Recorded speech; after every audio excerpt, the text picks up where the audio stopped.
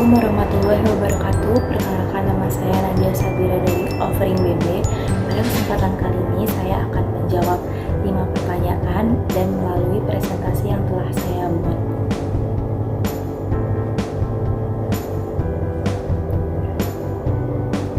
Kita masuk ke soal yang pertama.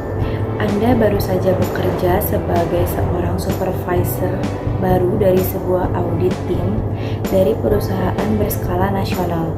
Dengan 8 tahun pengalaman yang Anda miliki, secara teknis Anda benar-benar siap untuk menerima tugas tersebut. Namun demikian, ini merupakan pengalaman pertama Anda untuk ditunjuk secara resmi sebagai seorang manajer. Saat ini segala sesuatu menjadi rumit karena tim yang seharusnya berjumlah 12 orang tersebut baru 5 orang yang terisi. Atasan Anda menginginkan tim yang akan dibentuk sedapat mungkin beraneka ragam. Bagaimana Anda akan menggunakan dan mengembangkan keterampilan manajerial Anda sehingga Anda berhasil mengelola tim yang beraneka ragam tersebut? Baik, jawaban saya, sebelumnya kita harus tahu dulu 10 peran penting manajer.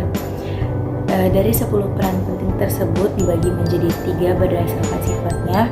Yang pertama, interpersonal roles atau peran manajer antar individu, diantaranya sebagai figur, pemimpin, dan penghubung. Kemudian informational roles atau peran manajer sebagai pemberi informasi, diantaranya yaitu penyebar informasi, pembicara, dan pemantau. Dan yang terakhir, decisional roles atau peran manajer sebagai pemutus sesuatu, diantaranya itu wirausahawan, pemecah masalah, pembagi sumber daya, dan negosiator. Nah, pada 10 peran di atas ini, saya mengambil beberapa peran yang mungkin dapat menyelesaikan masalah tersebut, diantaranya sebagai penghubung. Artinya, peran saya sebagai manajer di sini yaitu untuk merangkul seluruh anggota tim saya agar menjadi satu kesatuan dan nantinya mereka akan bekerja sama dengan baik. Kemudian fungsi sebagai pembicara, yaitu jika sedang terjadi suatu masalah dalam anggota tim saya, maka peran saya yaitu sebagai penengah atau mediasi di antara kedua belah pihak tersebut. Kemudian peran sebagai pemecah masalah. Pemecah masalah di sini sama sebagai pembicara sebelumnya sebenarnya tugasnya. Namun pemecah masalah di sini tugas saya sebagai seorang manajer yaitu mencari sebuah solusi untuk menyelesaikan masalah tersebut, dan tentunya dengan perundingan dulu dengan anggota tim yang lain. Dan yang terakhir, pembagian sumber daya. Pembagian sumber daya ini dibagi menjadi beberapa, salah satunya yaitu pembagian sumber daya tenaga kerja. Dan fungsi saya sebagai manajer di sini yaitu menyeleksi tenaga kerja atau anggota baru yang akan bergabung ke dalam tim saya. Kemudian lanjut ke soal yang kedua. Yang A, rumuskanlah sebuah organisasi, minimal organisasi di mana Anda berada, dan jelaskan mana yang termasuk lingkungan internal, lingkungan eksternal, dan lingkungan umum. Yang B, apa itu ketidakpastian lingkungan, bagaimana Anda dapat meminimalkan ketidakpastian tersebut. Dan yang C, globalisasi manajemen mengharuskan para manajer untuk bertindak dan bersifat global. Mengapa organisasi harus terlibat dalam persaingan global? Apa dampak terhadap budaya kerja organisasi? Jawaban saya yang A. Saya ambil contoh organisasi dari sekitar saya tinggal, yaitu Karang Taruna. Dari hasil analisis saya, lingkungan eksternal ini adalah lingkungan institusi atau kekuatan luar yang potensial mempengaruhi kinerja organisasi. Contohnya itu rukun warga atau RW. Kemudian lingkungan internal merupakan kekuatan-kekuatan yang ada dalam organisasi itu sendiri. Contohnya itu anggota organisasi dan badan pengurus organisasi. Dan lingkungan umum yaitu lingkungan yang berada jauh di luar organisasi yang bahkan orang luar bisa rasakan. Contohnya pengaruh globalisasi dan perkembangan iptek. Kemudian yang B, sumber ketidakpastian dalam lingkungan. Ini ada 3 faktor yang mempengaruhi. Yang pertama, kompleksitas lingkungan. Yang kedua, dinamisme lingkungan. Dan yang ketiga, kekayaan lingkungan. Bagaimana cara meminimalisirnya? Yang pertama, kita bisa fokus pada tujuan awal dan jangan terpengaruh orang luar. Kemudian memimpin dengan berhati-hati. Dan yang terakhir, meningkatkan efisiensi organisasi dengan menjadikan teknologi sebagai alat bantu. Kemudian jawaban C, mengapa suatu organisasi perlu terlibat dalam persaingan global?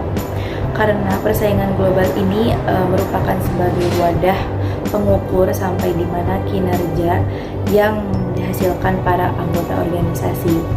Apakah mereka mampu bersaing dengan organisasi yang lain di luar sana? Hasil kerja ini nantinya akan dievaluasi, kemudian diperbaiki dan diterapkan dalam kehidupan berorganisasi selanjutnya. Dampaknya apa? Suatu organisasi yang mengikuti persaingan global akan mendapat pengalaman dan pengetahuan baru yang mereka terima di luar sana. Pengetahuan inilah yang nantinya berfungsi untuk memperbaiki kinerja demi tujuan yang akan tercapai. Kemudian lanjut ke soal yang ketiga, jika SDM merupakan masalah yang penting dan harus dikelola dengan efektif, bagaimana Anda dapat menerapkan proses perencanaan SDM untuk sebuah lembaga pendidikan? Bagaimana usaha Anda dalam membuat perencanaan SDM tersebut? Jawaban saya, yang pertama kita harus tahu dulu apa itu pengertian perencanaan sumber daya manusia.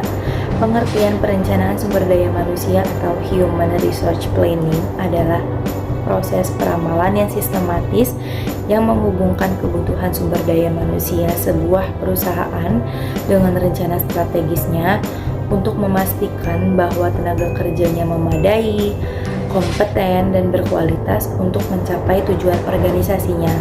Apa sih tujuan perencanaan SDM sendiri di bidang lembaga pendidikan? Tujuannya adalah untuk pencapaian kinerja pendidik dan tenaga kependidikan, kemudian menciptakan kondisi kerja yang harmonis tanpa mengorbankan unsur-unsur manusia yang terlibat dalam kegiatan pendidikan. Kemudian, bagaimana perencanaan yang tepat untuk mengelola SDM tersebut? Yang pertama, kita bisa melakukan pemerataan, contohnya pemerataan guru di daerah terpencil. Kemudian perlu memaksimalkan pegawai selain guru untuk menjadi guru dengan pelatihan khusus. Yang kedua, bisa melakukan pelatihan, contohnya pemerintah melakukan pelatihan kepada guru tentang metode pengajaran yang baru. Dan yang terakhir, rekrutmen, contohnya mengalokasikan pengangkatan guru muda profesional.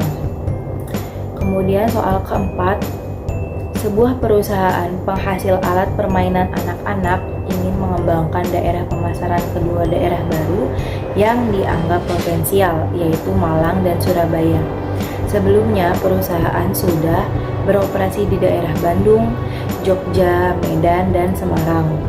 Perusahaan juga sedang mempertimbangkan untuk mengembangkan satu produk terbaru, yaitu pakaian seragam anak-anak, sehingga jenis produknya bertambah menjadi 3. Berdasarkan jenis informasi tersebut, struktur organisasi apa yang tepat dan gambarkan yang jelas.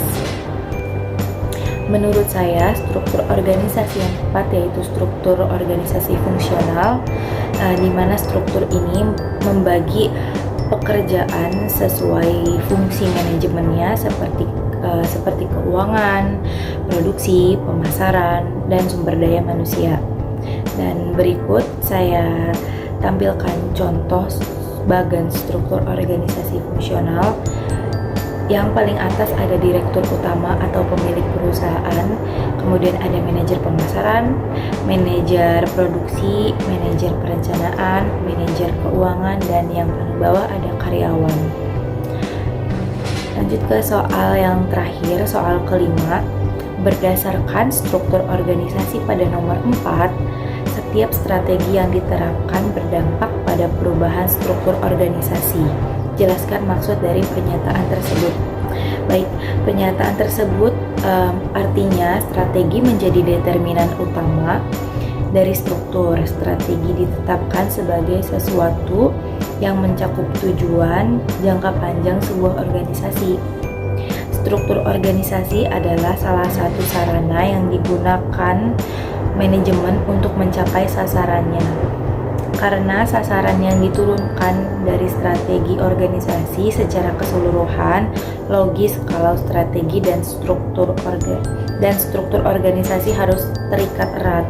Tepatnya, struktur harus mengikuti strategi. Jika manajemen melakukan perubahan signifikan dalam strategi organisasinya, struktur pun perlu dimodifikasi untuk menampung dan mendukung perubahan ini. Dan demikian jawaban yang dapat saya berikan. Kurang lebihnya mohon maaf. Wassalamualaikum warahmatullahi wabarakatuh. Terima kasih.